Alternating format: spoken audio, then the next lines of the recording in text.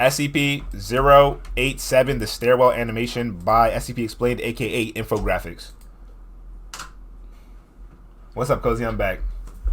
What's good? The first thing that tips the Foundation off to SCP-087's presence were the reports of numerous unexplained disappearances on campus. There were plenty of rumors about what might be behind them, but field agents suspected that the true source of the vanishing would be something beyond civilian imagination. All anyone knew for sure was that everyone who had gone missing was last seen in a certain administrative building on the university grounds, and that the disappearances only seemed to happen when the elevator was out.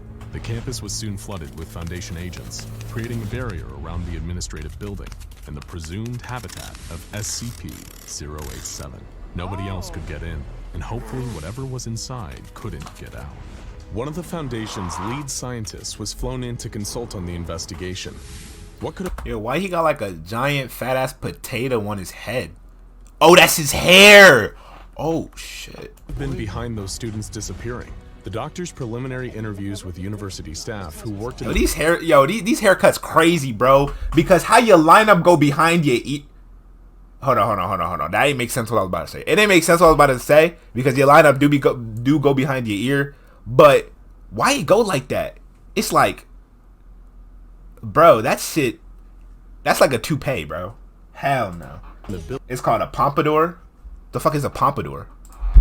Pompadour. That is not no pompadour. So that's not that, bro. That's not that, bro. That is not that. That is not that, bro. That is not that at all. A pompadour. Cozy, we know you're hiding something under the bonnet. Chill. Building yielded some interesting details. Strange noises, like banging and even a faint shrill crying, would be heard from a door that led to a no longer used stairway in hallway 3B. Staff in the building had no reason to ever take these stairs, especially considering how many of them reported a strange sense of unease when just standing outside the dorm. The only reason someone might take those stairs is due to elevator malfunctions. In that instant, the doctor had put it all together. The staff they interviewed had their memory wiped with amnestics, special chemicals used by the Foundation with the power to delete human memories. The Foundation only used them for staff or civilians who had confirmed contact with an SCP, and the doctor knew that they had a live one on their hands. The staircase. There was something terribly wrong with that staircase, and it was the SCP Foundation's job to find out what, before it made anybody else disappear. This is the story of SCP-087, otherwise known as the Endless Staircase, and the 3 doomed journeys down into its murky depths. The doctor was more than eager to begin research into the staircase and its frightening, anomalous properties. After all, you don't claw your way up to being one of the Foundation's key researchers without being brave, and perhaps just a little bit deranged. As was standard, once a perimeter was secured around the staircase, the good doctor requested a selection of D-Class personnel for testing. For those not in the know, D-Class is the Foundation's polite way of saying cannon fodder.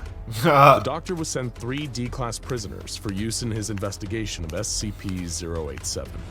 The first, D-8432, was, according to official documentation on the incident, a 43-year-old male of average build and appearance and unremarkable psychological background. This man once worked for the Foundation in a more official capacity, but he was given the often deadly demotion to D-Class due to a dangerous mistake handling SCP-682. Oh, whoa, bro. Whoa, you tripping. It looked like it would be his turn.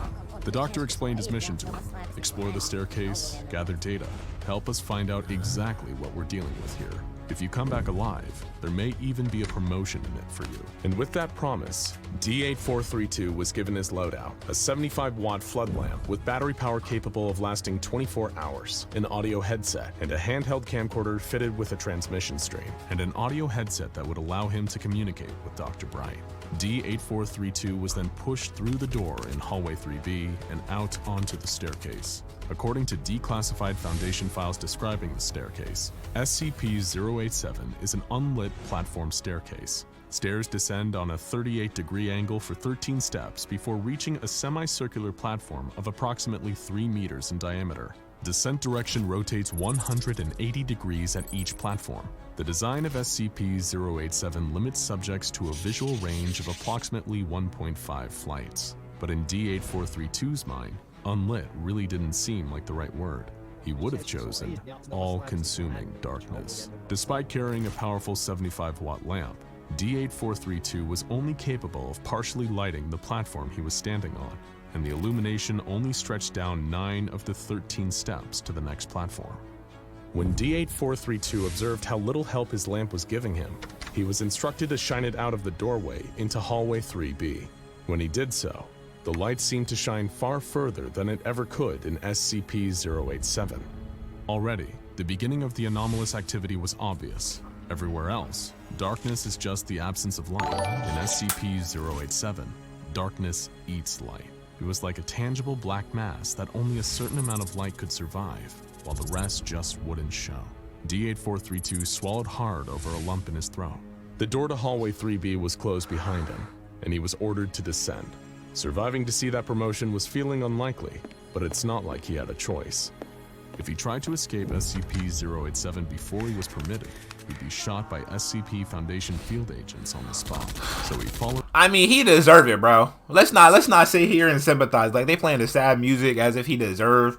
You know what I mean, bro? He deserved everything. Bro, how you miscontain SCP-682, bro? That's like a death sentence. You probably got like 50 people killed. You better walk your ass down them stairs, boy. Followed the high-ranking doctor's orders and began to descend the steps to the next platform. Nothing about the physical makeup of the staircase itself seemed abnormal. The base and walls What's good, Victor? were very plain Hi, guys. concrete with a metal handrail. The only thing that seemed unique about it so far was the strange light-bending properties. That was, until he reached the second platform down, and he heard it, a soft, echoing cry. A child's cry. It was shrieks of panic, or maybe even pain, echoing up from below. No. He was asked why he had stopped, No. and he explained the crying sound he'd been hearing. It sounded like it was coming from far down the stairs, maybe 200 meters below him. He could just make out the words, please, help, and down here, coming from the darkness. But the team outside the stairwell couldn't hear anything, so they asked him to descend further. Another platform down, and they could hear it too, the unmistakable cries of a terrified child. Please, help, and down here. D8432 was ordered to keep going, and only stop if he noticed changes to the visual environment or in the sounds he was hearing.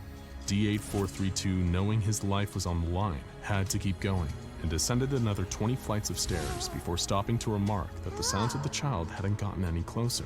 They still sounded just as far away as when he'd first heard them. He was told his observations were noted and pressured to continue.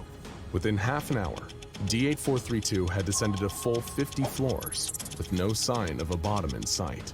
Somehow, the volume of the child's crying had remained consistent throughout, as if it was moving away from D8432 at the same rate he was descending.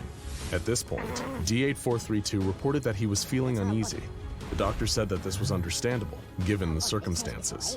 He'd been watching what little there was to see over a live video feed the entire time, and something about the truly bottomless nature of the staircase and the ever-elusive crying was undeniably eerie. But things were about to really take a turn for the worst.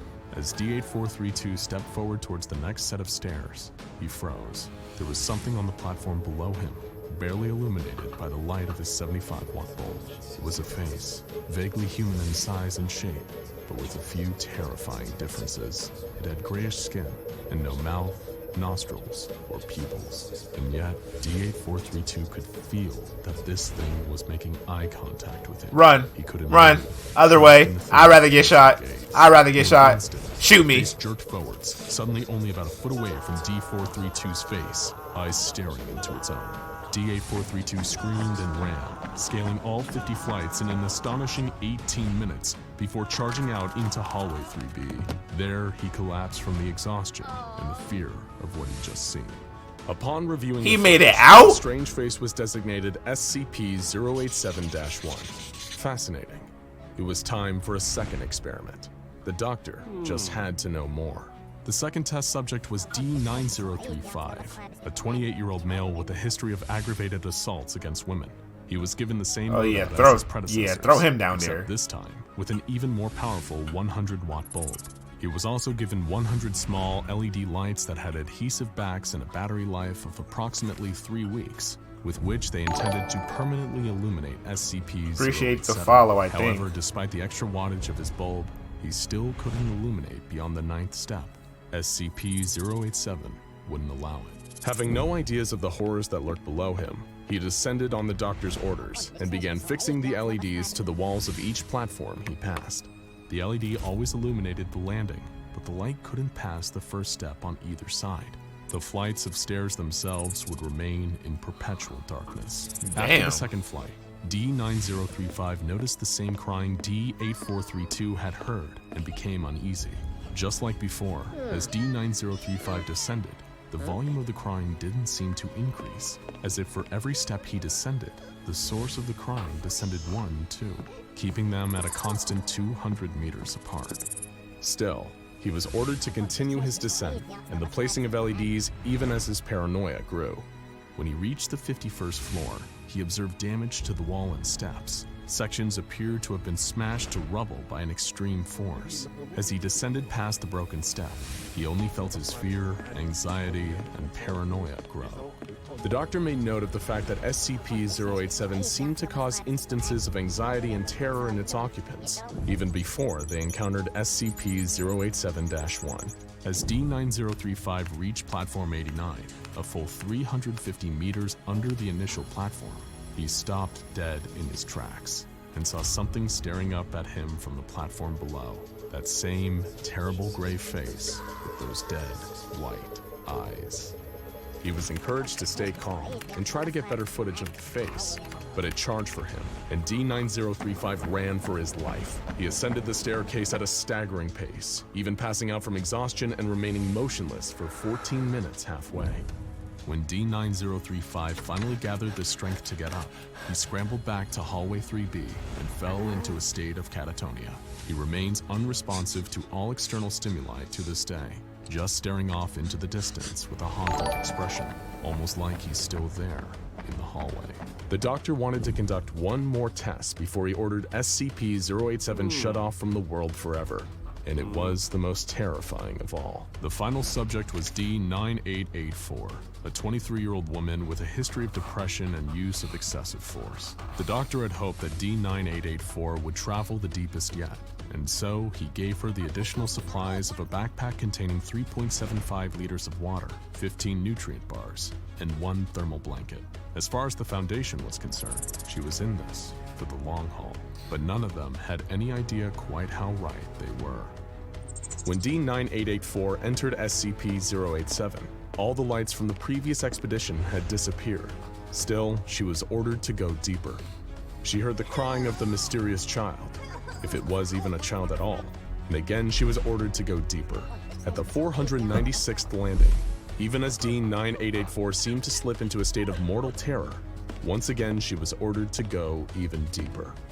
Every moment, he was hoping to get a better look at the face of SCP-087-1, and when D9884 finally broke and fled back upstairs, he did. The face appeared, but this time, it was mere inches behind her, staring directly into the camera with its blank eyes, startling even this veteran of the supernatural. The face appearing caused D9884 to panic and flee, but instead of going back up the stairs, she went down? She went deeper down the staircase in an attempt to escape. Oh my god. Deeper and deeper, until her video feed cut out. D9884 was never seen again. In the aftermath of the tests, the SCP was classified as Euclid. It may have been dangerous, but at least it was easy to contain.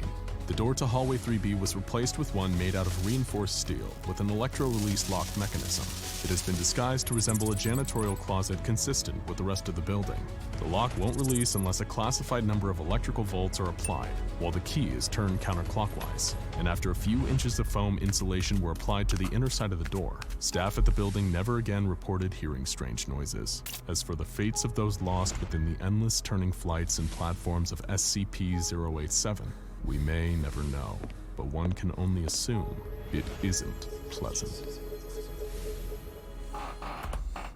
That shit was calm. It was calm. Y'all said look up the actual face. Sorry, I felt like I was ignoring chat. I was trying to get really into it. I was really immersed. I see a lot of people in here, yo. Hey, yo, if you don't already, make sure you go and follow me on Twitter at Isaiah Cozy and Instagram and YouTube, Isaiah X Cozy, Isaiah Cozy, for constant updates. And make sure you sub. Let me put that sub goal back up for y'all boys.